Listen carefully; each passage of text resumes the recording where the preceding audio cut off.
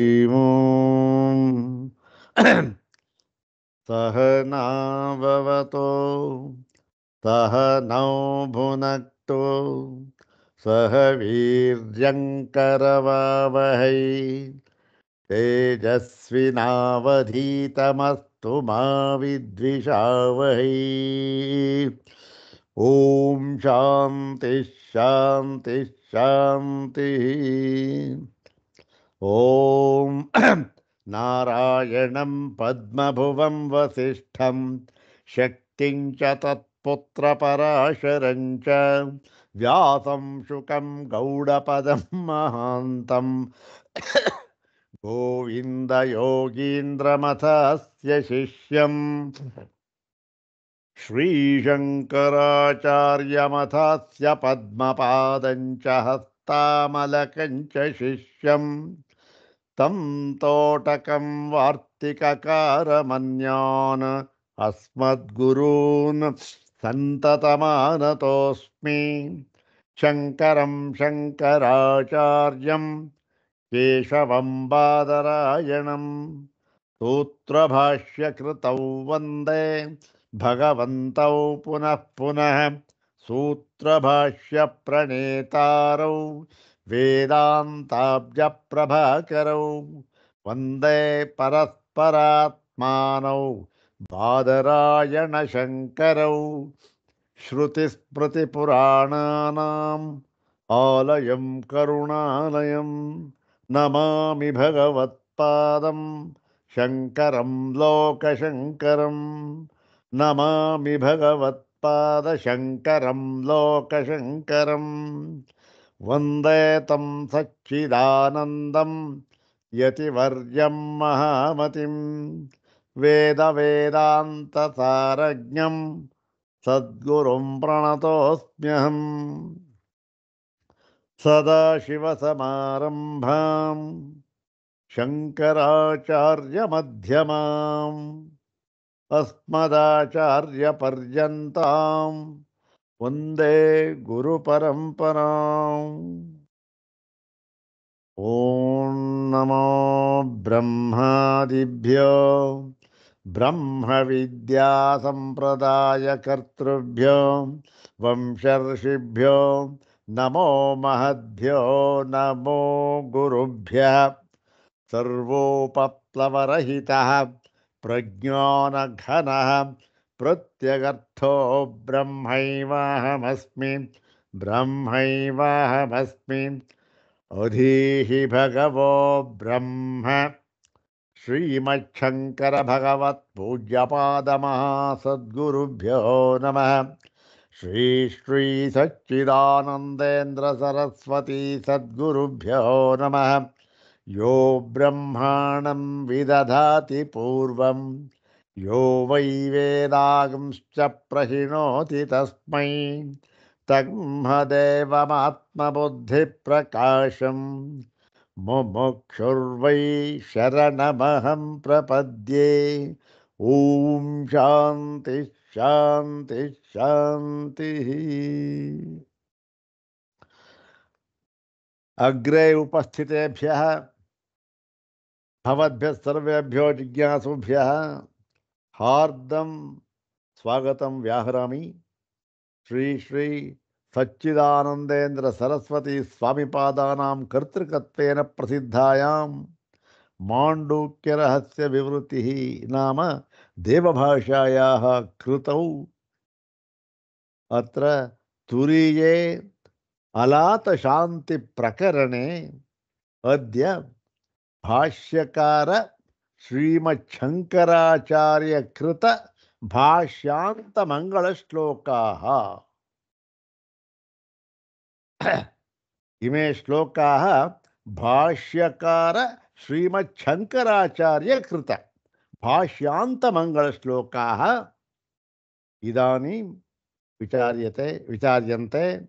अग्रे तावत् श्री श्री स्वामिचरणानां प्रशस्ति श्लोकमेकं पठित्वा तान् मंगलश्लोकान् तद्विवृतिश्च यथा स्वामिपादानुग्रहम् इदानीं विचारयामः। ಸರ್ವಾಗ್ರೆ ಸ್ವಾಮಿಪಾದಾನಾಂ ಪ್ರಶಸ್ತಿಶ್ಲೋಕಮೇಕಂ ಇದಾನೀಂ ಪಠಾಮಃ, ದ್ವಿವಾರಂ ಪಠಾಮಃ. ಓಂ ಕಷಾಯರಹಿತಂ ಕಾಷಾಯವಾಸಂ ಸ್ವರೂಪನಿಷ್ಠಂ ಪರಿಪೂರ್ಣಬೋಧಂ ವಂದೇ ನಿಶಂ ಸಚ್ಚಿದಾನಂದರೂಪಂ ಸರಸ್ವತೀಂ ಇಂದ್ರಸಮಾನತೇಜಂ. ಓಂ ಕಷಾಯರಹಿತಂ ಕಾಷಾಯವಾಸಂ ಸ್ವರೂಪನಿಷ್ಠಂ ಪರಿಪೂರ್ಣಬೋಧಂ ವಂದೇ ನಿಶಂ ಸಚ್ಚಿದಾನಂದರೂಪಂ ಸರಸ್ವತೀಂ ಇಂದ್ರಸಮಾನತೇಜಂ.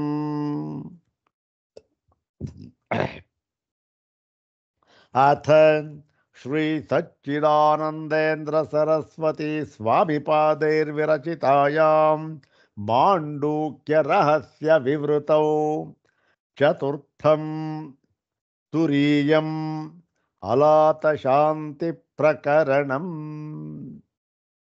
ತತ್ರ ಇಮೇ ಮಂಗಳ ಶ್ಲೋಕಾಃ. ತತ್ರ ಪ್ರಥಮಃ ಮಂಗಳ ಶ್ಲೋಕಃ ವಿಚಾರಿತಃ. ಇದಾನೀಂ ದ್ವಿತೀಯ ಶ್ಲೋಕಂ ವಿಚಾರಯಾಮಃ. ಪುನರಪಿ ಏಕವಾರಂ ಪ್ರಥಮ ಶ್ಲೋಕಂ ಪಠಾಮಃ, ಅನಂತರಂ ದ್ವಿತೀಯ ಶ್ಲೋಕಂ ವಿಚಾರಯಾಮಃ. ಓಂ ಅಜಮಪಿ ಜನಿಯೋಗಂ ಪ್ರಾಪದೈಶ್ವರ್ಯಯೋಗಾತ್ ಅಗತಿ ಚ ಗತಿಮತ್ತಾಂ ಪ್ರಾಪದೇಕಂ ಹ್ಯನೇಕಂ ವಿವಿಧ ವಿಷಯ ಧರ್ಮಗ್ರಾಹಿ ಮುಗ್ಧೇ ಕ್ಷಣಾನಾಂ ಪ್ರಣತ ಭಯ ವಿಹಂತೃ ಬ್ರಹ್ಮಯತ್ತನ್ನತೋಸ್ಮಿ. ಓಂ ಅಜಮಪಿ ಜನಿಯೋಗಂ ಪ್ರಾಪದೈಶ್ವರ್ಯಯೋಗಾತ್ ಅಗತಿ ಚ ಗತಿಮತ್ತಾಂ ಪ್ರಾಪದೇಕಂ ಹ್ಯನೇಕಂ ವಿವಿಧ ವಿಷಯ ಧರ್ಮಗ್ರಾಹಿ ಮುಗ್ಧೇ ಕ್ಷಣಾನಾಂ ಪ್ರಣತ ಭಯ ವಿಹಂತೃ ಬ್ರಹ್ಮಯತ್ತನ್ನತೋಸ್ಮಿ. ಪ್ರಣತ ಭಯ ವಿಹಂತೃ ಬ್ರಹ್ಮಯತ್ತನ್ನತೋಸ್ಮಿ. ಅದ್ಭುತವಾದ ಶ್ಲೋಕ. ಎಲ್ಲ ಈ ವೇದಾಂತಗಳ ಸಾರ ಸರ್ವಸ್ವವನ್ನು ಕೂಡ ಇಲ್ಲಿ ಹಿಡಿದಿಟ್ಟಿದ್ದಾರೆ. ಬ್ರಹ್ಮದ ಲಕ್ಷಣವನ್ನು ಕೂಡ ಇಲ್ಲಿ ಹೇಳಿದ್ದಾರೆ. ವಿಚಾರ ಮಾಡಿದ್ದಾಯಿತು. ಅಜಮಪಿ, ಇದರ ಈ ಮಾಂಡೂಕ್ಯ ಕಾರಿಕೆಯಲ್ಲಿ ಅದರಲ್ಲೂ ಕೂಡ ಪ್ರಕೃತ ಅಲಾತ ಶಾಂತಿ ಪ್ರಕರಣದಲ್ಲಿ ಭಗವಾನ್ ಗೌಡಪಾದರು ಏನನ್ನು ಸಿದ್ಧ ಮಾಡಿ ತೋರಿಸಿದ್ದಾರೆ ಅಂದರೆ ಅಜಾತಿವಾದ. ಅಂದರೆ ಬ್ರಹ್ಮ ಅಷ್ಟೇ ಅಲ್ಲ, ಯಾವ ಧರ್ಮರುಗಳು ಕೂಡ, ಅಂದ್ರೇನು ಯಾವ ಧರ್ಮರು ಅಂದರೆ, ಯಾವ ಧರ್ಮರು ಅಂತಂದರೆ ಅದು ಎಂಥದ್ದೇ ಆಗಿರಲಿ, ಯಾವ ಒಂದು ಲಿಂಗ ಜಾತಿ ಏನಾದರೂ ಇರಲಿ, ಆ ಎಲ್ಲ ಧರ್ಮರೂ ಕೂಡ ಅಜರೇ ಆಗಿದ್ದಾರೆ. ಅವರಿಗೆ ಹುಟ್ಟುವಂತಕ್ಕಂಥರ ಇದ್ದ ಅವರೇನು, ಇವರು ಆದಿ ಬುದ್ಧ ಆದಿ ಶಾಂತ. ನಾನು ಹುಟ್ಟಿದ್ದೇನೆ, ಸಂಸಾರದಲ್ಲಿ ಇದ್ದೇನೆ, ಈಗ ನಾನು ಅದರಿಂದ ನಿವೃತ್ತಲಾಗಬೇಕು ಅನ್ನೋದಿಲ್ಲ. ಆದಿ ಬುದ್ಧ ಇಂತಹ ಯಾವುದು ಈ ಒಂದು ಪರಬ್ರಹ್ಮ ತತ್ವ, ಅಜವಾಗಿರತಕ್ಕಂಥ ಪರಬ್ರಹ್ಮ ತತ್ವ ಏನಾಗಿದೆ, ಐಶ್ವರ್ಯ ಯೋಗ, ಅದಕ್ಕೆ ಇರತಕ್ಕಂಥ ಏಕಮೇವಾದ್ವಿತೀಯವಾದ ತತ್ವ. ಅದು ಯಾವ ಐಶ್ವರ್ಯವೇ, ಅದಕ್ಕಿರತಕ್ಕಂಥ ಶಕ್ತಿ ಪಾರವೇ ಇಲ್ಲದೆ ಇರತಕ್ಕಂಥ ಶಕ್ತಿ. ಇಂತಹ ಸ್ವಶಕ್ತಿಯಿಂದ ಜನಿಯೋಗಂ ಪ್ರಾಪತ್, ಹುಟ್ಟನ್ನು ಪಡೆದಂತೆ, ಮತ್ತೆ ಅದಕ್ಕೆ ಗತಿ ಇಲ್ಲ, ಗತಿಯನ್ನು ಪಡೆದಂತೆ ಇರತಕ್ಕಂಥದ್ದು ಒಂದೇ ಒಂದು ಏಕೋದೇವ ಸರ್ವಭೂತೇಶು ಗೂಢ. ಹಾಗಿದ್ದರೂ ಕೂಡ ಅನೇಕವಾಗಿರುವಂತೆ ನಮಗೆ ತೋರ್ತಾ ಇದೆ. ಹೀಗೆ ತೋರ್ತಾ ಇರುವುದನ್ನೇ ಸತ್ಯ ಅಂತ ಮಾಡಿಕೊಂಡು ಈ ಎಲ್ಲ ಧರ್ಮರುಗಳು ಕೂಡ ಏನು ಮಾಡ್ತಾ ಇದ್ದಾರೆ, ಎಲ್ಲ ವಿಷಯಗಳಿಗೆ ದಾಸರಾಗಿ ಮತ್ತು ಈ ಒಂದು ಪರಮಾರ್ಥ ತತ್ವವನ್ನು ತಿಳಿಯದೆ ಅದರ ಬಗ್ಗೆ ಮುಗ್ಧ ಭಾವವನ್ನು ಹೊಂದಿ ಸಂಸಾರದಲ್ಲಿ ಸಿಕ್ಕಿ ತೊಳೆದಾಡ್ತಾ ಇದ್ದಾರೆ. ಅಂತಹ ಆ ಸಂಸಾರ ಅಜ್ಞಾನವಂತರಿದ್ದಾರಲ್ಲ, ಅಜ್ಞಾನಿಗಳು, ಅವರು ಪ್ರಣತ ಭಯ ವಿಹಂತರು. ಅಂದರೆ ಈ ಒಂದು ಪ್ರಪತ್ತಿಯನ್ನು ಹೊಂದಿ ಬಂದವರಿಗೆ ಬ್ರಹ್ಮದಲ್ಲಿ ಬಂದವರಿಗೆ ಏನಾಗುತ್ತೆ? ಪ್ರಣತ ಭಯ ವಿಹಂತರು. ಅವರ ಎಲ್ಲ ಭಯ ಅಂತಂದ್ರು ಒಂದೇ, ಇನ್ನೊಂದೇನೋ ಅದಕ್ಕೆ ಪರ್ಯಾಯ ಪದ ದ್ವೈತ. ಎಲ್ಲಿ ದ್ವೈತವಿದೆಯೋ ಅಲ್ಲಿ ಭಯ. ಹೌದು ತಾನೆ? ಭಯ ಅಂತಂದ್ರೆ ಒಂದೇ, ದ್ವೈತ ಆದರೂ ಒಂದೇ. ಓ ಏನು ಸ್ವಾಮಿ ನಾನು ತುಂಬ ಭಯವಾಗುತ್ತೆ ಅಂದರೆ ಅಲ್ಲಿ ಯಾವುದೋ ದ್ವಿತೀಯ ವಸ್ತು ಇದೆ ಅಂತ ಅರ್ಥ ಅಷ್ಟೆ. ಅದು ಪ್ರತ್ಯಕ್ಷವಾಗಿರಬಹುದು ಅಥವಾ ಪರೋಕ್ಷವಾಗಿರಬಹುದು, ಅದು ಪ್ರಕೃತ ಅಲ್ಲ. ಭಯ ಒಂದು ದ್ವಿತೀಯ ವಸ್ತು ಇದ್ದೇ ಇದೆ ಅಂತ. ಹೀಗೆ ಪ್ರಣತ ಭಯವಿಹಂತರು. ಭಯವಿಹಂತರು ಅಂದರೆ ಏನು? ದ್ವೈತ ವಿಹಂತರು ಅಂತ ಅರ್ಥ. ಈ ದ್ವೈತ ಭಾವವನ್ನು ನಾಶ ಮಾಡಿ ಏಕಮೇವ ದ್ವಿತೀಯವಾದ ಪರಬ್ರಹ್ಮ ತತ್ವದಲ್ಲಿ ಸ್ಥಾಪನೆ ಮಾಡುವುದಕ್ಕೋಸ್ಕರ, ಅದು ಆ ಒಂದು ಪ್ರಣತ ಭಯ, ಆ ಬ್ರಹ್ಮಕ್ಕೆ ಶರಣು ಹೋದರೆ ಅದೇ ಆಗ್ತಕ್ಕಂಥದ್ದು. ಅಂತಹ ಬ್ರಹ್ಮವನ್ನು ನಾನು ನಮಸ್ಕರಿಸುತ್ತೇನೆ ಅಂತ ಹೇಳಿ ಆ ಬ್ರಹ್ಮಕ್ಕೆ ನಮಸ್ಕಾರ ಮಾಡಿದ್ದಾರೆ, ಪರಬ್ರಹ್ಮ ತತ್ವಕ್ಕೆ. ನೋಡಿ, ಇದು ನೆನ್ನೆ ಹೇಳಲು ಮರ್ತೋಯ್ತು. ಇದು ಆ ಯಾವ ನೋಡಿ, ಲಲಿತವಾಗಿರ್ತಕ್ಕಂತಹ ಇದು ಮಾಲಿನಿ ವೃತ್ತ ಅಂತ ಇದಕ್ಕೆ ಹೆಸರು. ಮಾಲಿನಿ ವೃತ್ತ. ನಮ್ಮ ಇವರಿದ್ದರಲ್ಲ, ಡಿ ವಿ ಗುಂಡಪ್ಪನವರು, ಅವರಿಗೆ ಬಹಳ ಪ್ರಿಯವಾದ ವೃತ್ತ ಇದು ಮಾಲಿನಿ ವೃತ್ತ. ಮತ್ತು ಈ ತಮಗೆಲ್ಲ ಗೊತ್ತಿರತಕ್ಕಂಥವರು ಮತ್ತೊಬ್ಬ ಪ್ರಸಿದ್ಧ ವಿದ್ವಾಂಸರು ಎಚ್ ವಿ ನಾಗರಾಜರಾವ್. ನಾವು ನಮ್ಮ ಪಾಠಶಾಲೆಗೆ ಒಂದು 3-4 ಸರಿ ಕರೆಸಿದ್ವಿ ಅವ್ರನ್ನ. ಎಚ್ ವಿ ನಾಗರಾಜರಾವ್ ಅವರು ಈ ಒಂದು ವೃತ್ತ ಇದೆಯಲ್ಲ, ಮಾಲಿನಿ ವೃತ್ತ, ಮಾಲಿನಿ ವೃತ್ತದಲ್ಲಿ ಮಾಲಿನಿ ವೃತ್ತ ಶತಕಂ ಅಂತ ಹೇಳಿ ಅವರ ಸ್ವಂತ ಕೃತಿ. ಮಾಲಿನಿ ವೃತ್ತದಲ್ಲಿ ಈ ಭರ್ತೃಹರಿಯ ಶತಕಗಳಿದೆಯಲ್ಲ, 3 ಶತಕಗಳು, ಆ ಥರ ಆ ಮಾದರಿಯಲ್ಲಿ ಪದ್ಧತಿಗಳು ಅಂತ ಹೇಳಿ ಒಂದು 10 ಪದ್ಧತಿ ಅಂತ ಮಾಡಿ ಆ 100 ಶ್ಲೋಕಗಳನ್ನು ಮಾಲಿನಿ ವೃತ್ತದಲ್ಲಿ ರಚನೆ ಮಾಡಿದ್ದಾರೆ. ಅವರು ಕೂಡ ಬಹಳ ಚೆನ್ನಾಗಿದೆ. ಇಂತಹ ಮಾಲಿನಿ ವೃತ್ತದಲ್ಲಿ ರಚನೆ ಮಾಡಿದ್ದಾರೆ ಭಗವಾನ್ ಶಂಕರರು. ಮಾಲಿನಿ ವೃತ್ತ ಬಹಳ ಲಲಿತವಾದ ವೃತ್ತ ಅದು. ನನಮಯ ಯಯುತೇಯಂ ಮಾಲಿನಿ ಭೋಗಿ ಲೋಕೈ ಅಂತ ಇದರ ಒಂದು ಛಂದಸ್ಸಿನ ಲಕ್ಷಣ. ನನಮಯ ಯಯುತೇಯಂ, ನನ 2 ನಗಣ, ಮ 1 ಮಗಣ, ಯಯ 2 ಯಗಣ. ಅಂದ್ರೇನು? 2 1 3 2 5 ಗಣ ಅಂದರೆ ಎಷ್ಟು? 15 ಅಕ್ಷರ. 15 ಅಕ್ಷರ ಇರತಕ್ಕಂಥ ಒಂದೊಂದು ಪಾದದಲ್ಲಿ 15 ಅಕ್ಷರ ಇರಬೇಕು. ನೆನೆಸ್ಕೊಳ್ಳಿ. ಅಜಮಪಿ ಜನಿಯೋಗಂ ಪ್ರಾಪದೈಶ್ವರ್ಯ ಯೋಗಾತ್, ಒಂದು 15 ಅಕ್ಷರ, ಎಲ್ಲ ಅಷ್ಟೆ. ಇಂತಹ ಭೋಗಿ ಲೋಕೈಹಿ, ಭೋಗಿ ಲೋಕೈಹಿ ಅಂತಂದ್ರೆ ಏನು? ಒಂದು ಈ 8ನೇ ಅಕ್ಷರ ಮತ್ತು 7ನೇ ಅಕ್ಷರ ಮತ್ತು 8ನೇ ಅಕ್ಷರ, ಇವೆರಡರಲ್ಲಿ ಏನಿರಬೇಕು? ಯತಿ ಇರಬೇಕು. ಯತಿ ಅಂತಕ್ಕಂಥದ್ದು ಛಂದಶಾಸ್ತ್ರದಲ್ಲಿ ಬಹಳ ಬಹಳ ಮುಖ್ಯವಾದದ್ದು. ನಾವು ಭಗವದ್ಗೀತೆ ಶ್ಲೋಕ ಹೇಳಬೇಕಾದ್ರೂ ಅಷ್ಟೇ, ಏನೋ ನಮಗೆ ಅರ್ಥ ಆಗಿದೆ ಅಂದ್ಬಿಟ್ಟು ಎಲ್ಲೋ ನಿಲ್ಲಿಸ್ಬಿಡ್ತೇವೆ ಅರ್ಥಕ್ಕೆ ಸರಿಯಾಗಿ. ಆಮೇಲೆ ಮುಂದಿನ ಸಂಧಿ ಮಾಡಿ ಹೇಳಿಬಿಡ್ತೇವೆ.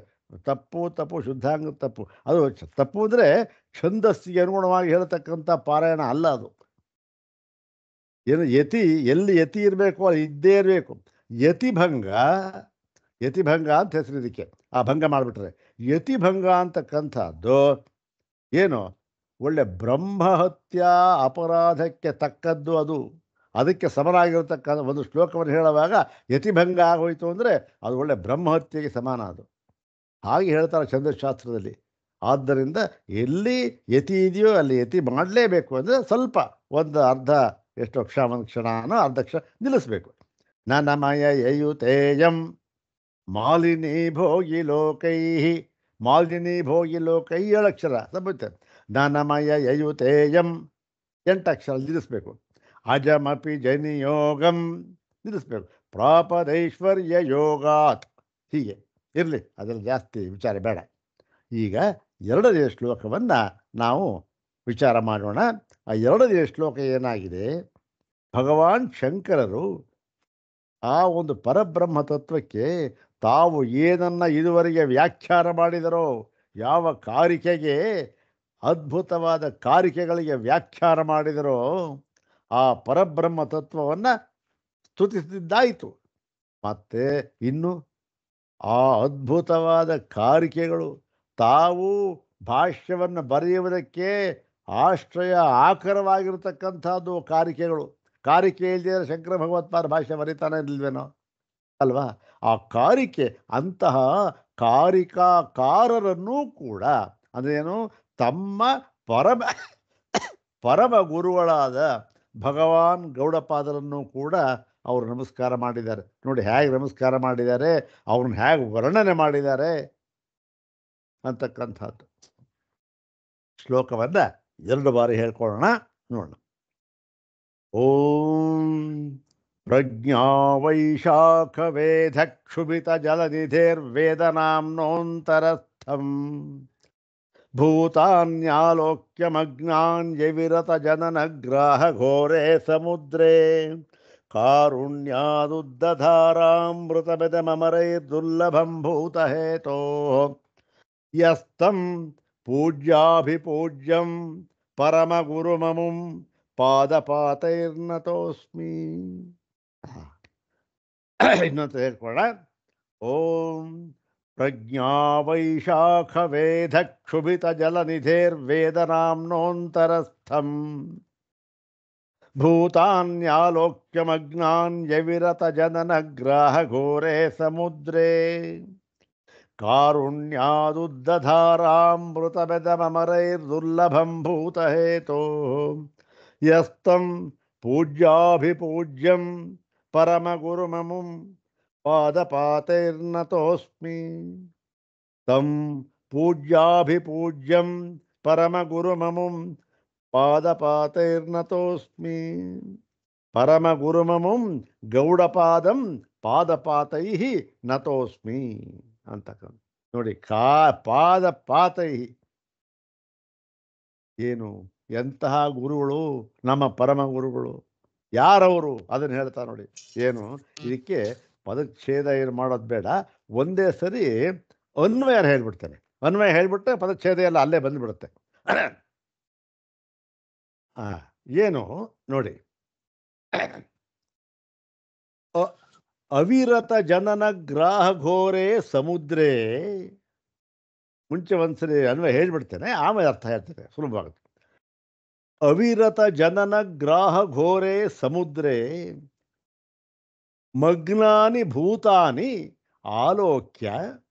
ನೋಡಿ, ಇದು ಅರ್ಥ ಪದಗಳನ್ನ ಅನ್ವಯ ಪದ ವಿಭಾಗ ಮಾಡಿ ಹೇಳಿಬಿಟ್ರೆ ಒಂದು 90 ಭಾಗ ಅರ್ಥ ಆಗಿಬಿಡುತ್ತೆ. ಈಗೆಲ್ಲ ಅರ್ಥವಾಗಿದೆ ತಮಗೆ. ಅವಿರತ ಜನನ ಗ್ರಾಹ ಘೋರೆ ಸಮುದ್ರೇ ಮಗ್ನಾನಿ ಭೂತಾನಿ ಆಲೋಕ್ಯ. ಏನು ಮಾಡಿದ್ರ ಆಮೆಯಿಂದ? ಪ್ರಜ್ಞಾ ವೈಶಾಖ ವೇದ ಕ್ಷುಭಿತಸ್ಯ ವೇದನಾಂನಃ ಜಲನಿಧೇ ಅಂತರಸ್ಥಂ. ಯಾವುದದು? ಅಮರೈಹಿ ದುರ್ಲಭಂ ಇದಂ ಅಮೃತಂ ಭೂತಹೇತೋ ಕಾರುಣ್ಯಾತ್ ಯಹ ಉದ್ದಧಾರ ಯಹ ಭಗವಾನ್ ಉದ್ದಧಾರ ತಂ ಭಗವಂತಂ ಗೌಡಪಾದಂ ಪೂಜ್ಯಾಭಿಪೂಜ್ಯಂ ಅಮುಂ ಗೌಡಪಾದಾಖ್ಯಂ ಪರಮಗುರುಂ ಪಾದಪಾತೈ ನತಃ ಅಸ್ಮಿ. ರಚನೆಗಳು ಅದ್ಭುತ, ಪದಗಳು ನೋಡಿ ಹೇಗೆ ಜೋಡಿಸಿದ್ದಾರೆ. ಇದು ನೋಡಿ, ಹೇಳಿ ಕೇಳಿ, ಇದು ಸ್ರಗ್ಧರ ವೃತ್ತ. ಇದು ಯಾವ ಹೆಸರು ವೃತ್ತಕ್ಕೆ? ಸ್ರಗ್ಧರ ವೃತ್ತ ಅಂತ. ಇದು ಸ್ರಗ್ಧರ ವೃತ್ತ ಅಂದರೆ 21 ಅಕ್ಷರಗಳಿರಬೇಕು. ಅದರಲ್ಲಿ 21 ಅಕ್ಷರಗಳಲ್ಲಿ 3 ಭಾಗ ಮಾಡಿದ 7 ಅಕ್ಷರ ತಾನೆ. 7 ಅಕ್ಷರಗಳಿಗೆ ಒಂದೊಂದು ಯತಿ. ಯತಿ ಇದ್ದೇ ಇರಬೇಕು, ಯತಿ ಭಂಗ ಮಾಡಬಾರ್ದಲ್ಲ. 7 ಅಕ್ಷರಗಳು ಒಂದೊಂದು ಯತಿ, 21 ಅಕ್ಷರಗಳಿರಬೇಕು. 21 ಅಕ್ಷರಗಳು ಹೇಗಿರಬೇಕು? ಇಂತಹ ಗಣಗಳಿಂದ ಕೂಡಿದ ಅಕ್ಷರಗಳೇ ಇರಬೇಕು. ಹೌದಲ್ವೇನೋ? ಮಾಲಿನಿಗೆ ನನಮಯ ಯಯುತೇಯಂ ಮಾಲಿನಿ ಭೋಗಿ ಲೋಕೈ. ಇಲ್ಲಿ ಈ ಒಂದು ಶ್ರದ್ಧರಾವೃತ್ತಿಗೆ ಬ್ರಹ್ಮೈರ್ಯಾನಾಂ ಏನು ಬ್ರಹ್ಮೈರ್ಯಾನಾಂ ತ್ರಯೇಣ ತ್ರಯೇಣ ತ್ರಿಮುನಿಯತಿ ಯುತ ಶ್ರದ್ಧರಾ ಕೀರ್ತಿತೇಯಂ ಅಂತ ಇದ್ರ ಲಕ್ಷಣ. ಬ್ರಹ್ಮೈರ್ಯಾನಾಂ ತ್ರಯೇಣ, ಇದು ಒಂದು ಯತಿ. ತ್ರಿಮುನಿಯತಿ ಯುತ ಒಂದು ಯತಿ, ಇನ್ನೊಂದು ಯತಿ. ಶ್ರದ್ಧರಾ ಕೀರ್ತಿತೇಯಂ ಇನ್ನೊಂದು ಯತಿ. ಮೂರು ಯತಿ ಬಂದು ತ್ರಿಮುನಿ ಯತಿ ಯುತ. ಮೂರು ಮುನಿ ಇರಬೇಕು. ಮೂರು ತ್ರಿಮುನಿ ಅಂದರೆ ಮುನಿ ಅಂದರೆ 7. ಮುನಿ ಅಂತಂದರೆ ಈ ಛಂದಶಾಸ್ತ್ರದಲ್ಲಿ 7, 8, 21 ಹೀಗೆ ಬರೆಯೋದಿಲ್ಲ. ಅದಕ್ಕೆ ಸೂಕ್ಷ್ಮವಾಗಿರ್ತಕ್ಕಂಥ ಒಂದು ಲಕ್ಷಣ ಬರೆದು ಬಿಡ್ತಾರೆ. ತ್ರಿಮುನಿ, ಮುನಿ ಅಂದರೆ ಎಷ್ಟು? ಮುನಿಗಳು ಯಾರು? ಋಷಿಗಳು, ಸಪ್ತ ಋಷಿಗಳು 7. ತ್ರಿಮುನಿ ಅಂದರೆ 3, 7. 3, 7ರಲ್ಲಿ 3 ತ್ರಿಮುನಿ ಯತಿಯುತ ಇರಬೇಕು. ಮತ್ತೆ ಗಣ ಯಾವುದು? ಬ್ರಹ್ಮೈರ್ಯಾಣಾಂ ತ್ರಯೇಣ. ಬ್ರಹ್ಮೈರ್ಯಾಣಾಂ ಮರಭನ ಯ ರಯ, ಮರಭನ ರಯ ಮತ್ತು ನ ಎಲ್ಲ ಅದು. ಇದು 3. ನಾನು ತ್ರಯೇಣ 3ರಿಂದ ತ್ರಿಮುನಿ ಯತಿಯುತ 3, 7ರಲ್ಲಿ 3 ಯತಿ ಇರಬೇಕು. ಅದು ಶ್ರದ್ಧರಾ ಕೀರ್ತಿತೇಯಂ ಅಂತ ಆಗುತ್ತೆ. ಇದು ಈ ಒಂದು ಶ್ರದ್ಧರಾವೃತ್ತದ ಲಕ್ಷಣ. ಈಗ ಏನಾಯಿತು ನೋಡಿ. ಅವಿರತ ಜನನ ಗ್ರಾಹ ಘೋರೆ ಸಮುದ್ರೇ ಮಗ್ನಾನಿ ಭೂತಾನಿ ಆಲೋಕ್ಯ. ಏನು ಹೇಳಿದ್ರು? ಪ್ರಜ್ಞಾ ವೈಶಾಖ ವೇದ ಕ್ಷುಭಿತಸ್ಯ ವೇದ ನಾಮ್ನಃ ಜಲನಿಧೇ ಅಂತರಸ್ಥಂ ಅಮರೈ ದುರ್ಲಭಂ ಇದಂ ಅಮೃತಂ ಭೂತಹೇತೋ ಕಾರುಣ್ಯಾತ್ ಯಹ ಉದ್ಧತಾರ ತಂ ಪೂಜ್ಯಾಭಿಪೂಜ್ಯಂ ಅಮುಂ ಗೌಡಪಾದಾಖ್ಯಂ ಪರಮಗುರುಂ ಪಾದಪಾತೈ ನತಃ ಅಸ್ಮಿ. ಅರ್ಥ ನೋಡೋಣ. ಸುಲಭವಾಗಿದೆ, ಈಗೆಲ್ಲ ಗೊತ್ತಾಗಿದೆ, ತಮಗೆಲ್ಲ ಗೊತ್ತಾಗಿದೆ. ಯಾಕೆಂದರೆ ನಾನು ಸಾಮಾನ್ಯವಾಗಿ ಈ ಸಂಸ್ಕೃತದಲ್ಲಿ ಹೇಳ್ತಾ ಇದ್ರೆ ಗೊತ್ತಾಗ್ಬಿಡುತ್ತೆ. ಮುಂದೆ ಯಾವ ಶ್ಲೋಕ ಹೇಳಿದ್ರು ಗೊತ್ತಾಗ್ಬಿಡುತ್ತೆ ಅದು. ನೋಡಿ, ಅವಿರತ ಜನನ ಗ್ರಾಹ ಘೋರೆ ಸಮುದ್ರೇ ಮಗ್ನಾನಿ ಭೂತಾನಿ ಆಲೋಕ್ಯ. ಅವಿರತ ಜನನ ಅಂದ್ರೇನು? ಜನನ ಅಂದರೆ ಉಪಲಕ್ಷಣವಾಗಿ ಹೇಳಿರ್ತಕ್ಕಂಥದ್ದು ಜನನ ಅಂತ. ಜನನ ಅಂದರೆ ಜನನ ಮರಣ ಅಂತ ಎರಡೂ ತಗೋಬೇಕು. ಈ ಅವಿರತ ಅಂದರೆ ಇದಕ್ಕೆ ನಿಲುಗಡೆ ಅಂತಲ್ಲ ಇಲ್ಲ. ಜನನ ಮರಣ ಅಂದ್ರೇನು? ಸಂಸಾರ ಅಂತ. ಈ ಅವಿರತ, ಈ ಒಂದು ನಿಲುಗಡೆಯೇ ಇಲ್ಲದಂತಹ ನಿರಂತರವಾಗಿರತಕ್ಕಂತಹ ಈ ಸಂಸಾರ, ಇದು ಹೇಗಿದೆ? ಇದು ದೊಡ್ಡ ಒಂದು ಬಹಳ ಘೋರವಾದ ಒಂದು ಮೊಸಳೆ. ಇಂತಹ ಘೋರ ಮೊಸಳೆಗಳಿಂದ ತುಂಬಿದ ಘೋರೆ ಸಮುದ್ರ ಇದು. ಈ ಯಾವ ಸಮುದ್ರ ಇದು? ಸಮುದ್ರ ನೀರಿನ ಸಮುದ್ರ ಅಲ್ಲ, ಇದು ಸಂಸಾರ ಸಮುದ್ರ. ಅದರಲ್ಲಿ ದೊಡ್ಡ ದೊಡ್ಡ ಮೊಸಳೆಗಳು ತುಂಬಿಕೊಂಡಿವೆ. ಅಯ್ಯಪ್ಪ, ಅದರಲ್ಲಿ ಮಗ್ನಾನಿ ಭೂತಾನಿ, ಮುಳುಗಿ ಹೋಗಿರುವ, ಅದರಲ್ಲೇ ಮುಳುಗೋಗಿ ತೊಳೆದ ಮೊಸಳೆ ಅಯ್ಯಪ್ಪ ಏನು ಮಾಡುತ್ತೋ ಏನೋ ಗೊತ್ತಿಲ್ಲ. ಪ್ರತಿ ಕ್ಷಣವೂ ಭಯ ಭಯ ಭಯ. ಮಗ್ನಾನಿ ಭೂತಾನಿ ಆಲೋಕ್ಯ. ಅವ್ರನ್ನ ಕಂಡ್ರು. ಯಾರು? ಭಗವಾನ್ ಗೌಡಪಾದರು. ಅಯ್ಯಯ್ಯೋ, ಇಂತಹ ಸಮುದ್ರದೊಳಕ್ಕೆ ಬಿದ್ದು ಇಷ್ಟು ಭಯದಿಂದ ತೊಳೆದಾಡ್ತಾ ಇದ್ದಾರಲ್ಲಪ್ಪ ಅಂತ ಹೇಳಿ ಏನು ಮಾಡಿದ್ರು? ಸಮುದ್ರದಿಂದ ಮೇಲೆ ಕೆತ್ತಬೇಕಲ್ಲ, ಏನು ಮಾಡಿದ್ರು? ಅದಕ್ಕೆ ಒಂದು ಸಾಧನ ಅವೆಲ್ಲ ಬೇಕಲ್ವ. ಆ ಸಾಧನ ಏನು ಬರುತ್ತೆ? ಪ್ರಜ್ಞಾ ವೈಶಾಖ ವೇದ ಕ್ಷುಭಿತಸ್ಯ ವೇದನಾಮ್ನಃ ಜಗನಿಧೇಹಿ. ಅಲ್ಲೇನು? ಈ ಪ್ರಜ್ಞಾ ಅಂದರೆ ಜ್ಞಾನ, ಶುದ್ಧ ಜ್ಞಾನ, ಪರಮಾರ್ಥ ಜ್ಞಾನ. ಇಂತಹ ಪರಮಾರ್ಥ ಜ್ಞಾನವೆಂಬ ವೈಶಾಖ ಅಂದರೆ ಕಡೆಗೋಲನ್ನು ವೇದ ಸಮುದ್ರದ ಆಳ ತನಕ ಹಾಕಿದ್ರು. ಮತ್ತೆ ಕ್ಷುಭಿತಸ್ಯ ಚೆನ್ನಾಗಿ ಕಡಿದ್ರು. ಯಾವುದು ಕಡೆಗೋಲದು? ಜ್ಞಾನವೆಂಬ ಕಡೆಗೋಲಿನಿಂದ ಮತ್ತು ಇಂತಹ ಸಮುದ್ರ ಕಡಿಯೋದಕ್ಕೆ ಸಂಸಾರ ಸಮುದ್ರನ ಮೊಸಳೆಗಳು ಎಂಥ ಸಾಮಾನ್ಯವಾದ ಒಂದು ಯಾವುದರಿಂದಲೂ ಆಗುವುದಿಲ್ಲ. ಅದಕ್ಕೆ ಯಾವ ಕಡೆಗೋಲು ಬೇಕು? ಜ್ಞಾನ ಜ್ಞಾನವೆಂಬ ಕಡೆಗೋಲೇ ಬೇಕು. ಅದು ಏನು? ವೇದನಾಂನ. ಅದೇನು? ಅಲ್ಲಿಂದ ಬಂದಕ್ಕಂಥ ವೇದಗಳು ಬಂದವು. ಆ ವೇದನಾಂನ ಎಂಬತಕ್ಕಂತಹ ಜಲನಿಧಿ ಅಂತ ಸಮುದ್ರದ ಬಂತಲ್ಲ ನೀರು, ಅದರ ಅಂತರಸ್ಥಂ, ಅದರ ಒಳಗಡೆ ಇರತಕ್ಕಂತಹ ಅಂದರೆ ವೇದಾಂತ ಅಂತ ಅರ್ಥ. ವೇದಾಂತ ವೇದಾಂತವಾಗಿರತಕ್ಕಂತಹ ವೇದದ ಒಳಗಡೆ ಇರತಕ್ಕಂತಹ ಏನು ಬಂತು? ಅಮೃತ ಬಂತು. ಆ ಅಮೃತ ಎಂಥ ಅಮೃತ ಅದು ಅಂತಂದರೆ, ಅಮರೈಹಿ ದುರ್ಲಭಂ ಇದಂ ಅಮೃತಂ. ಈ ಅಮೃತ ಇದೆಯಲ್ಲ, ಯಾವುದು? ಜ್ಞಾನವೆಂಬ ಕಡಗೋಲಿನಿಂದ ಕಡೆದು ತೆಗೆದಂತಹ ಅಮೃತ ಇದು. ಅಯ್ಯಯ್ಯ, ದೇವತೆಗಳು ಅದು ಯಾವುದು ಸಮುದ್ರ ಅಂತ ಕಣ್ರಿ, ಅದಕ್ಕೆ ಯಾರೋ ಬೆಟ್ಟ ಬಿಟ್ರಂತೆ, ವಾಸುಕಿನ ಹಾಕಿದ್ರಂತೆ, ಕಡದ್ರಂತೆ, ಅಮೃತ ಒಂದಂತೆ ಕುಡಿದ್ಬಿಟ್ಟು, ಅಯ್ಯ ಅದು ಯಾವುದದು? ಈ ಒಂದು ಅಮೃತದ ಮುಂದೆ ಅದು ಯಾವ ಸಮಾನ ಗೊತ್ತೇನೋ? ತೃಣ ಸಮಾನ. ಆ ದೇವತೆಗಳು ಕಡೆದು ತೆಗೆದಂತಹ ಆ ಇದೆಯಲ್ಲ, ಯಾವುದು? ಆ ಅಮೃತ ಅಂತಕ್ಕಂಥದ್ದು, ಅದು ತೃಣ ಸಮಾನ. ಅವರಿಗೂ ಕೂಡ ದುರ್ಲಭ ಇದು ಆಗೋದಿಲ್ಲ. ಅಂತಹ ದೇವತೆಗಳಿಂದಲೂ ಪಡೆಯುವುದಕ್ಕೆ ದುರ್ಲಭವಾಗಿರತಕ್ಕಂತಹ ಇಂತಹ ಅಮೃತವನ್ನು ತನ್ನ ಜ್ಞಾನವೆಂಬ ಕಡೆಗೋಲಿನಿಂದ ಕಡೆದು ತೆಗೆದರು. ಯಾತಕ್ಕೆ ತೆಗೆದರು ಅಂದರೆ, ಭೂತಹೇತೋ ಕಾರುಣ್ಯಾತ್. ಅಂದ್ರೇನು? ಈ ಒಂದು ಈ ಸಂಸಾರದಲ್ಲಿ ಬಿದ್ದು ಅವಿರತ ಜನನಗ್ರಾಹ ಘೋರೆ ಸಮುದ್ರೇ ಮಗ್ನಾನಿ ಭೂತಾನಿ ಆಲೋಕ್ಯ. ಅವ್ರನ್ನ ಕಂಡ್ರು, ಕರುಣೆ ಬಂತು, ಅಯ್ಯೋ ಇವ್ರನ್ನ ಹೇಗಾರು ಮಾಡಿ ಉದ್ಧಾರ ಮಾಡಬೇಕಪ್ಪ ಅಂತ ಮನಸ್ಸು ಮಾಡಿದ್ರು.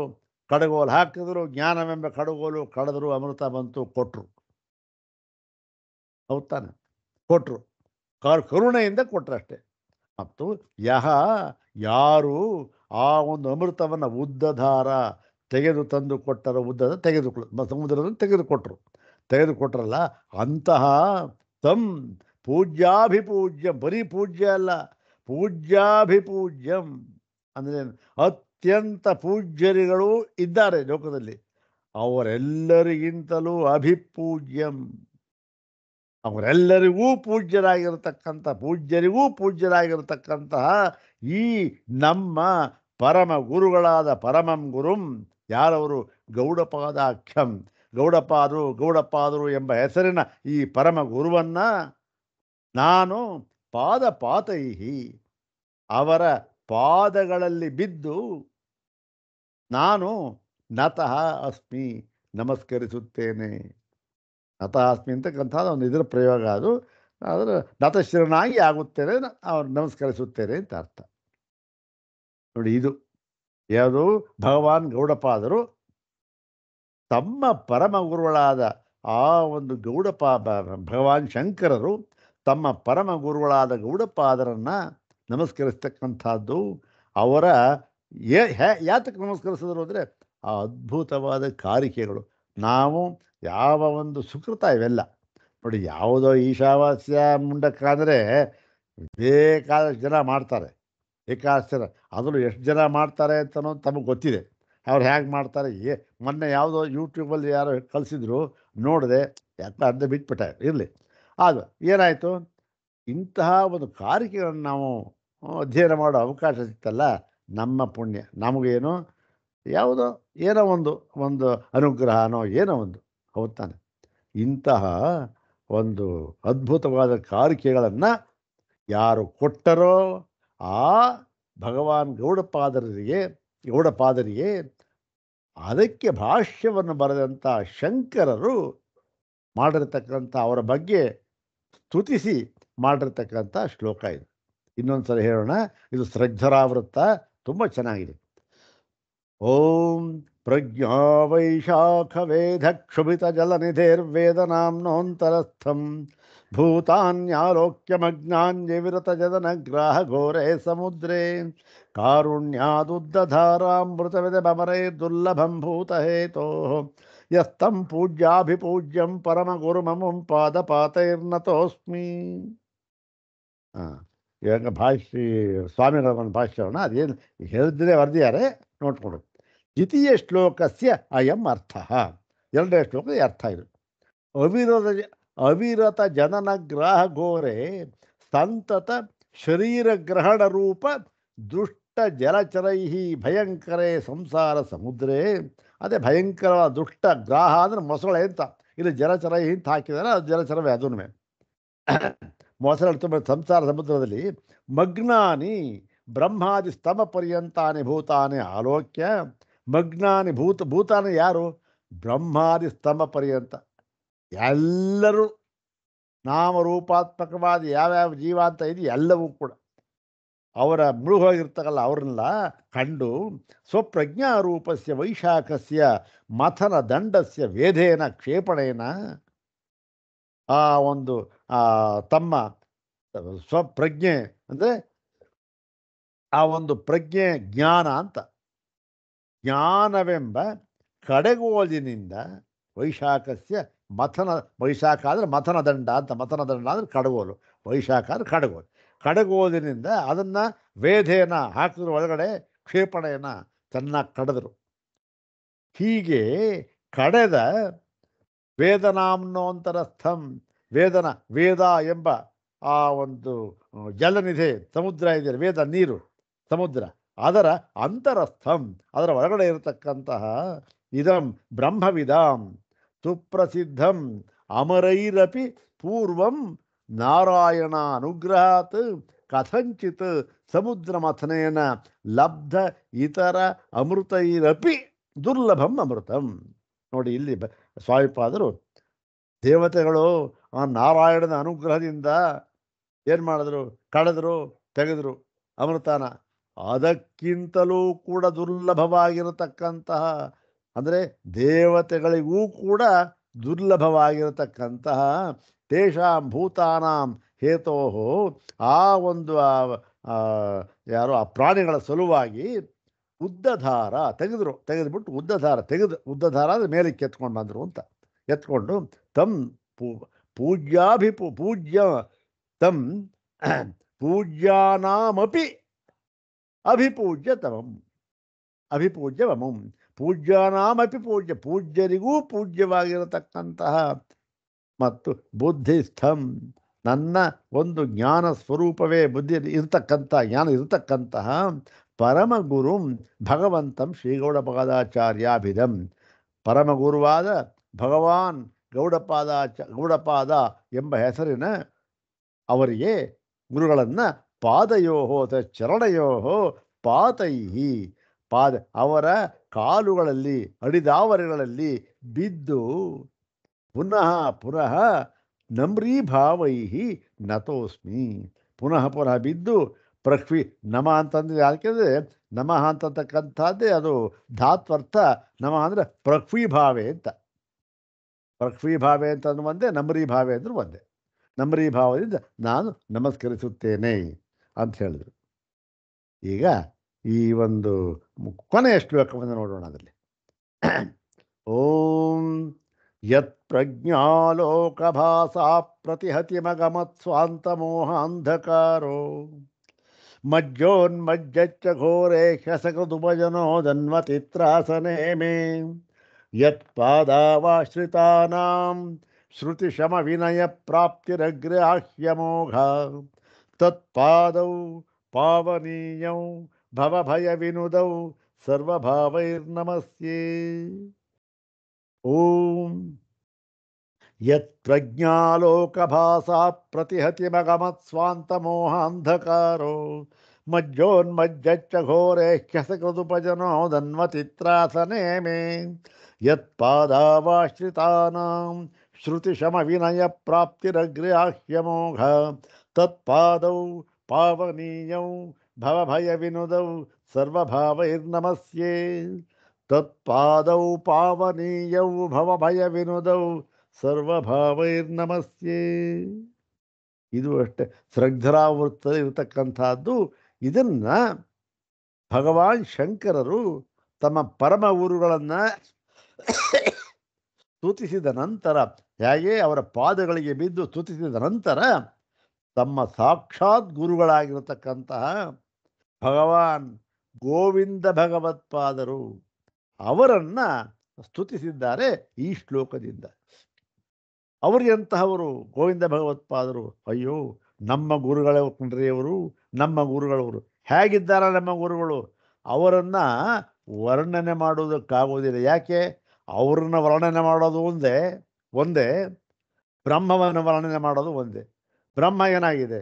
ಯಾವ ವರ್ಣನೆಗೂ ಕೂಡ ಸಿಕ್ಕದೇ ಇರತಕ್ಕಂಥ ತತ್ವ, ಎಲ್ಲ ವರ್ಣನೆಗಳಿಗಿಂತಲೂ ಮಿಗಿಲಾದ ತತ್ವ ನಮ್ಮ ಗುರುಗಳು. ಅದೇ ಎಲ್ಲ ವರ್ಣನೆಗಳಿಗೆ ಮಿಗಿಲಾಗಿರ್ತಕ್ಕಂತಹ ತತ್ವವೇ, ಪರಬ್ರಹ್ಮ ತತ್ವವೇ ಅವರು ಅಂತ ಹೇಳಿ ಈ ಶ್ಲೋಕದಿಂದ ಅಭಿವಾದನೆ ಮಾಡಿದ್ದಾರೆ. ಅನ್ವಯ ಇದಕ್ಕೂ ಹೇಳ್ಬಿಡ್ತೇನೆ ನೋಡಿ, ಅನ್ವಯ ಸಾಕು. ಇದು ಸುಲಭವಾಗಿದೆ. ಇದು ಶ್ರದ್ಧಾವೃತ್ತ ಇರತಕ್ಕಂಥ ಒಂದು ವೃತ್ತ. ಶಂಕರ ಭಗವತ್ಪಾದರು ಏನವರ ಕವಿತ್ವನೋ ಏನೋ, ಒಂದು ಶ್ಲೋಕ ಮಾಡ್ತು ಅಂದರೆ ಆ ಶ್ಲೋಕವನ್ನು ಅರ್ಥವತ್ತಾಗಿ ಹೇಳಿಬಿಟ್ರೆ ಆ ಭಾವ ಅಂತಕ್ಕಂಥದ್ದು ಹಾಗೇ ಉಕ್ಕಿ ಬಂದು ಬಿಡುತ್ತೆ. ಯಾರು ಹೇಳಬೇಕಾದ್ದೇ, ಅರ್ಥ ಹೇಳಬೇಕಾದ್ದೇ ಇಲ್ಲ. ನೋಡೋಣ. ಇದೇನು ನೋಡಿ, ಘೋರೆ. ಇದು ಇಲ್ಲೂ ಅಷ್ಟೇ, ಇಲ್ಲೂ ಕೂಡ ಸಮುದ್ರಕ್ಕೆ ಹೋಲಿಕೆ ಮಾಡಿದ್ದಾರೆ. ಘೋರೆ ಉಪಜನ ಉದನ್ವತಿ. ಉಪಜನೋದನ್ವತಿ ಅಂತಿದೆಯಲ್ಲ ಅದು. ಘೋರೆ ಉಪಜನೋದನ್ವತಿ. ಘೋರೆ ಅತ್ಯಂತ ಘೋರವಾಗಿರತಕ್ಕಂತಹ ಉಪಜನ. ಉಪಜನ ಅಂದರೆ ಹುಟ್ಟು ಅಂತ, ಜನನ ಅಂತ. ಉಪಜನ ಮತ್ತೆ ಅದಕ್ಕೆ ಒಂದು ವಿರುದ್ಧವಾದ ಪದ ಏನು? ಜನನ ಮರಣ ಇದ್ದ ಹಾಗೆ. ಉಪಜನಕ್ಕೇನು? ಉಪಜನ ಅಪಾಯ. ಉಪಜನಾಪಾಯ ವರ್ಜಿತ ದೃಕ್ ಸ್ವರೂಪತ. ಕೇನೋಪನಿಷತ್ ಭಾಷೆಯಲ್ಲಿ ಭಗವಾನ್ ಶಂಕರ ಬರೆದಿರ್ತಕ್ಕಂಥ ವಾಕ್ಯ. ಉಪಜನೋಪಾಯ ವರ್ಜಿತ ದೃಕ್ ಸ್ವರೂಪತ. ಉಪಜನೋಪಾಯ ವರ್ಜಿತ. ಇಲ್ಲಿ ಉಪಜನ ಅಂದರೆ ಉಪಜನ ಅಪಾಯ ಎರಡೂ ಸೇರಿಸ್ಕೋಬೇಕು. ಉಪಜನ ಅಂದರೆ ಹುಟ್ಟು, ಅಪಾಯ ಅಂದರೆ ಮರಣ, ಜನ್ಮ ಮರಣ. ಇದೇನು? ಜನ್ಮ ಮರಣ ಎಂಬತಕ್ಕಂತಹ ಘೋರೆ ಉದನ್ವತಿ. ಉದನ್ವತಿ ಅಂದ್ರೇನು? ಉದನ್ವಾ ಅಂತ. ಇದು ಉದನ್ವನ್ ಶಬ್ದ. ಇದು ಉದನ್ವಾ, ಉದನ್ವಾನೋ, ಉದನ್ವಾನಃ. ಉದನ್ವ ಅಂದರೆ ಸಮುದ್ರ ಅಂತ ಅಂತರ್ಥ. ಅಮರ ಇದೆ, ಅದು ಹೊತ್ತಾಗುತ್ತೆ, ಅಮರೆಯಲ್ಲಿ ಬೇಡ. ಉದನ್ವ ಸಮುದ್ರ ಅಂತ ಅರ್ಥ. ಉಪಜನ ಉದನ್ವತಿ. ಇನ್ನು ಹುಟ್ಟು ಸಾವು ಎಂಬತಕ್ಕಂಥ ಘೋರವಾಗಿರತಕ್ಕಂಥ ಉದನ್ವತಿ ಸಮುದ್ರ ಅಂತ ಅರ್ಥ. ಸಮುದ್ರದಲ್ಲಿ ಅಸಕೃತ್ ಮಜ್ಜೋನ್ಮಜ್ಜತ್. ಆಸಕೃತ ಏನು? ಒಂದು ಸರಿನಾ, ಎರಡು ಸರಿನಾ? ಅಯ್ಯಯ್ಯಪ್ಪ, ಎಷ್ಟು ಸಲ ಯಾರಿಗೆ ಗೊತ್ತು. ಮುಳುಗೋದು ಹೇಳೋದು. ಮಜ್ಜ ಉನ್ಮಜ್ಜತ್. ಮಜ್ಜ ಉನ್ಮಜ್ಜ ಅಂತಂದರೆ ಹೇಳ್ತಕ್ಕಂಥದ್ದು. ಮಜ್ಜ ಅಂದರೆ ಮುಳುಗ್ತಕ್ಕಂಥ. ಮುಳುಗೋದು ಹೇಳೋದು, ಮುಳುಗೋದು ಹೇಳೋದು. ಎಲ್ಲಿ? ಹುಟ್ಟೋದು ಸಾಯೋದು, ಹುಟ್ಟೋದು ಸಾಯೋದು ಅಷ್ಟೆ. ಇಂತಹ ಏನು ಭಯಂಕರವಾದ ಒಂದು ವ್ಯಾಧಿ ಇದು. ಘೋರ ಅನುಭವಿಸೋಕ್ಕಾಗ್ತಾ ಇರ್ತಕ್ಕಂಥ ಕಷ್ಟ, ತ್ರಾಸ. ಅದರಲ್ಲಿ ಮುಳುಗಿರ್ತಕ್ಕ ಪ್ರಾಪ್ತ ಕಂಡ ಅದನ್ನು ಇರ್ತಕ್ಕಂಥವ್ರು. ಯಾವುದದು? ಅದು ನನ್ನ. ಯಾತಕ್ಕೆ ಮುಳುಗಿದ್ದೇನೆ ನಾನು ಅದರಲ್ಲಿ? ಮೋಹಾಂಧಕಾರದಿಂದ. ಮೋಹ ಅಜ್ಞಾನ ಎಲ್ಲ ಒಂದೇ. ಅಜ್ಞಾನವೆಂಬ ಅಂಧಕಾರದಿಂದ ಆ ಸಮುದ್ರದಲ್ಲಿ ಮುಳುಗಿ ಎದ್ದು ಮಾಡ್ತಾನೆ ಇದ್ದೇನೆ. ಅಂತಹ ನನ್ನ ಸ್ವಾಂತ ಮೋಹ ಅಂಧಕಾರ, ನನ್ನ ಒಳಗಡೆಯೇ ಇರತಕ್ಕಂಥ ಅಜ್ಞಾನವೆಂಬ ಮೋಹಾಂಧಕಾರ ಇದೆಯಲ್ಲ, ಅದು ಕುರುಡು ಗತ್ತಲೆ. ಅದು ಯತ್ ಪ್ರಜ್ಞಾಲೋಕ ಭಾಸ. ಯಸ್ಯ ಅಂತದ್ದ. ಯಾರ ಒಂದು ಪ್ರಜ್ಞಾ ಆಲೋಕ ಭಾಸ. ಪ್ರಜ್ಞೆ, ಜ್ಞಾನವೆಂಬ ಆಲೋಕ, ಅದು ಆ ಬೆಳಕು. ಅದರನಿಂದ ಬೆಳಗಿ, ಯಾವ ಅಂಧಕಾರ ಇತ್ತಲ್ಲ, ಆ ಸಮುದ್ರ ಮುಳುಗಿದ್ದ ಅಂಧಕಾರ, ಅದನ್ನು ಮುಳುಗಿ ಮುಳುಗೋದಕ್ಕೆ ಅಂಧಕಾರ ಇತ್ತದು. ಆ ಯಾರ ಒಂದು ಜ್ಞಾನವೆಂಬ ಬೆಳಕಿನಿಂದ ಪ್ರತಿಹತಿ ಮಗಮತ್. ಪ್ರತಿಹತಿ ಅಂದ್ರೇನು? ಒಂದೇ ಏಟಿಗೆ ಪ್ರತಿಹತಿ ಮಗಮತ್. ಏನು? ನಾಶ ಆಗಿ ನೆಗೆದು ಬಿದ್ದೋಯ್ತು. ಏನು? ಜ್ಞಾನವೆಂಬ ಒಂದು ಆ ಬೆಳಕಿನಿಂದ.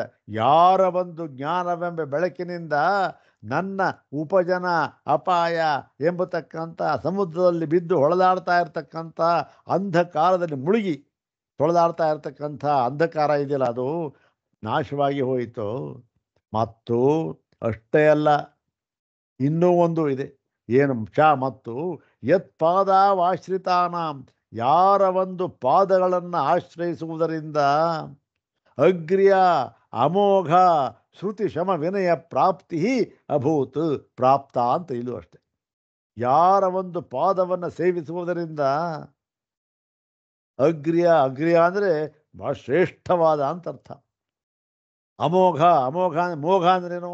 ಮೋಘ ಅಂದರೆ ವ್ಯರ್ಥ ಅಂತ ಅರ್ಥ.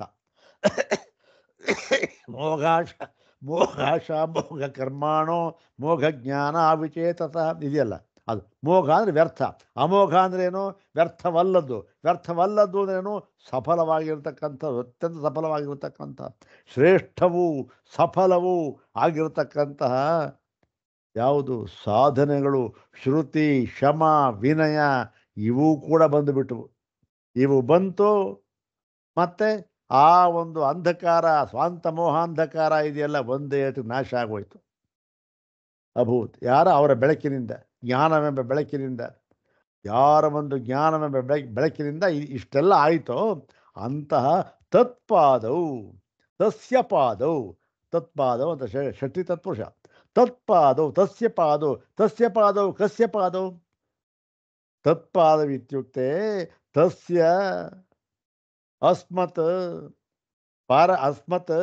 ಗುರೋಃ ಗೋವಿಂದ ಭಗವತ್ ಪೂಜ್ಯ ಪಾದಾಖ್ಯಸ್ಯ ಪಾವನೀಯೌ ಭವಭಯ ವಿನುದೌ ಪಾದೌ ಸರ್ವಭಾವೈ ನಮಸ್ತೆ. ತತ್ಪಾದವಂದ್ರೆ ಇಷ್ಟರ್ಥ. ತಸ್ಯ ಗೋವಿಂದ ಭಗವತ್ ಪೂಜ್ಯ ಪಾದಾಖ್ಯಸ್ಯ ಪಾದೌ ಅಂತ. ತತ್ಪಾದವು ಎಂತಹ ಪಾದ ಅದು? ಪಾವನೀಯವು. ಅಷ್ಟೇ, ಒಂದು ಸಾರಿ ಆ ಪಾದವನ್ನು ಆಶ್ರಯಿಸಿಬಿಟ್ಟರೆ ಅಷ್ಟೇ ಅವನು ಪಾವನನಾಗಿ ಬಿಟ್ಟ. ಅಂದರೆ ಏನು? ಎಲ್ಲ ಸಂಸಾರ ಬಂಧನಗಳನ್ನು ನಾಶ ಮಾಡಿಕೊಂಡು ಉದ್ಧಾರವಾಗಿಬಿಟ್ಟ. ಅದು ಮತ್ತೆ ಇನ್ನೆಂಥ ಪಾದ? ಸಂಸಾರವನ್ನು ನಾಶ ಮಾಡತಕ್ಕಂಥ ಪಾದ ಅಂತಂದ್ರೆ ಒಂದೇ, ಭವ ಭಯ ವಿನುದೌ. ಭವ ಅಂದರೆ ಸಂಸಾರ, ಸಂಸಾರವೆಂಬ ಭಯ ಇದೆಯಲ್ಲ, ದ್ವೈತ, ಅದನ್ನು ನುದವು ಅಂದರೆ ನಾಶ ಮಾಡ್ತಕ್ಕಂಥ. ವಿನುದವು ಅಂದರೆ ಏನು? ವಿನುದವು ಅಂತಂದ್ರೆ ಏನು? ವಿಶೇಷವಾಗಿ ವಿಶೇಷ ಅಂದರೆ ಏನು?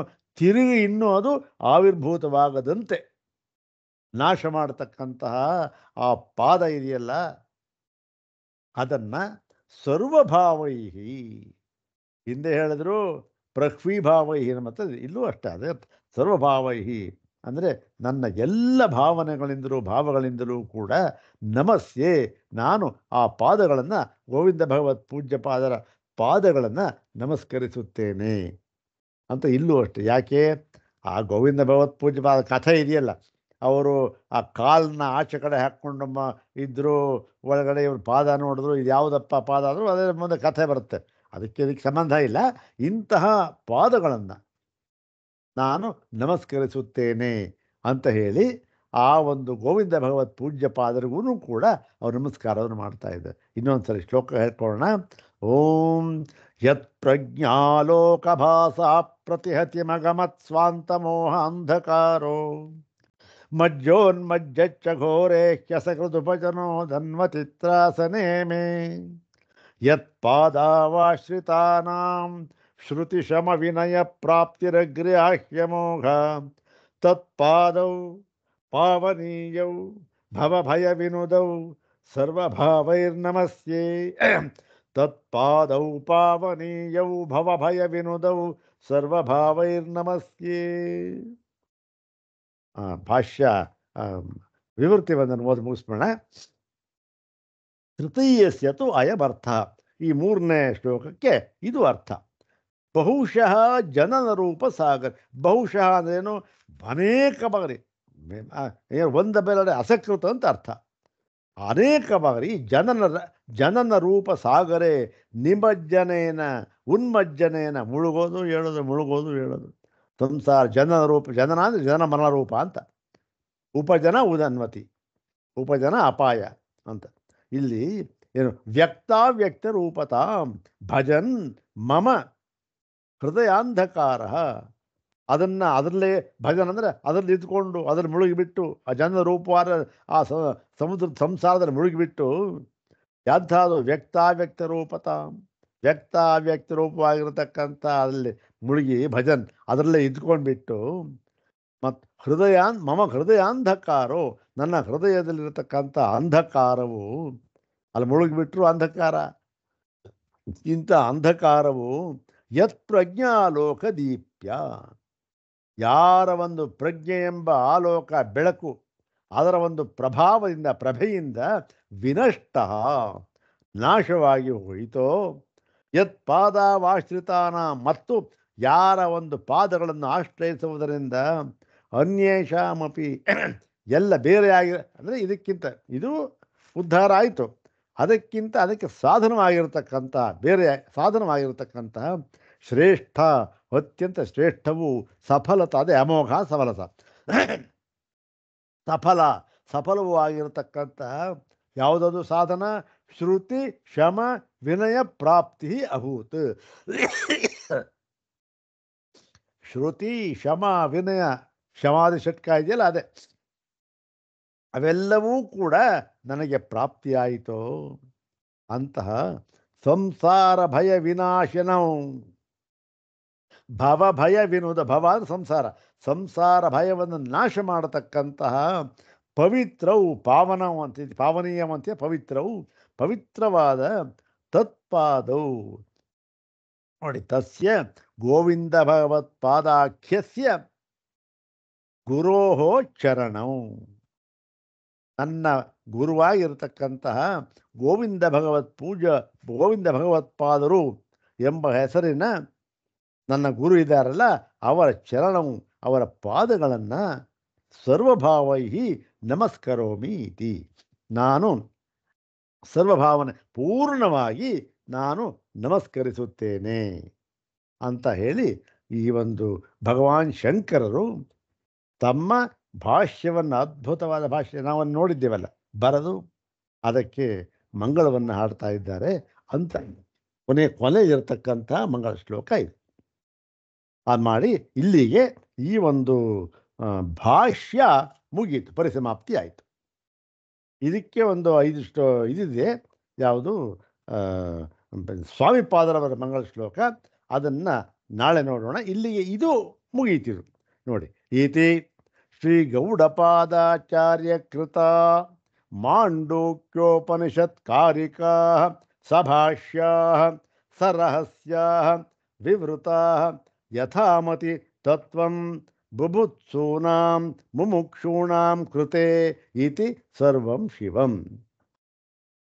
ಹೀಗೆ ಇದು ಸ್ವಾಮಿಪಾದರ ವಾಕ್ಯ. ಇದು ಈ ಗೌಡಪಾದಾಚಾರ್ಯರಿಂದ ವಿರಚಿತವಾಗಿರತಕ್ಕಂತಹ ಮಾಂಡೂಕ್ಯೋಪನಿಷತ್ ಕಾರಿಕೆಗಳು ಅಂತ ಇದೆಯಲ್ಲ, ಅದೆಂಥ ಆ ಕಾರಿಕೆಗಳಷ್ಟೇ ಅಲ್ಲ, ಯಾವುದು ಸಭಾಷ್ಯ, ಭಾಷ್ಯ ಸಹಿತವಾದ ಈ ಕಾರಿಕೆಗಳಿದೆಯಲ್ಲ ಅದು ನನ್ನಿಂದ ನನ್ನಿಂದ ಅಂದರೆ ಸ್ವಾಮಿಪಾದರ ಮಾತಿದು, ನನ್ನಿಂದ ವಿವೃತ, ಯಥಾಮತಿ ವಿವೃತ, ನನ್ನ ಬುದ್ಧಿ ಇರುವಷ್ಟು ಮಟ್ಟಿಗೆ ಇದು ನಾನು ವಿವರಣೆಯನ್ನು ಮಾಡಿದ್ದೇನೆ. ಯಾತಕ್ಕೆ ಅಂದರೆ ತತ್ವಂ ಬಭೂತ್ಸೂನಾಂ ಬೋದ್ಧುಂ ಇಚ್ಛೂನಾಂ ಅಂತ, ಯಾರು ತತ್ವವನ್ನು ತಿಳಿದುಕೊಳ್ಳಬೇಕು ಎಂದು ಬಯಸ್ತಾ ಇರ್ತಾರೋ ಅಂಥವರು ಅವರು ಯಾರು? ಮುಮುಕ್ಷೂಣಾಂ, ಅಂಥ ಮುಮುಕ್ಷುಗಳಿಗೋಸ್ಕರವಾಗಿ ನಾನು ಈ ವಿವೃತ್ತಿಯನ್ನು ಯಥಾಮತಿ ರಚನೆ ಮಾಡಿದ್ದೇನೆ ಎಂಬುದಾಗಿ ಇತಿ ಸರ್ವಂ ಶಿವಂ. ಅಂದರೆ ಇದು ಮಂಗಳ, ಎಲ್ಲರಿಗೂ ಕೂಡ ಮಂಗಳವಾಗಲಿ, ಜ್ಞಾನ ಪ್ರಾಪ್ತಿಯಾಗಲಿ ಅಂತ ಹೇಳಿ ಸ್ವಾಮಿಪಾದರು ಕೂಡ ತಮ್ಮ ಒಂದು ಚರಮ ಪದವನ್ನು ಇಲ್ಲಿ ಹೇಳಿದ್ದಾರೆ.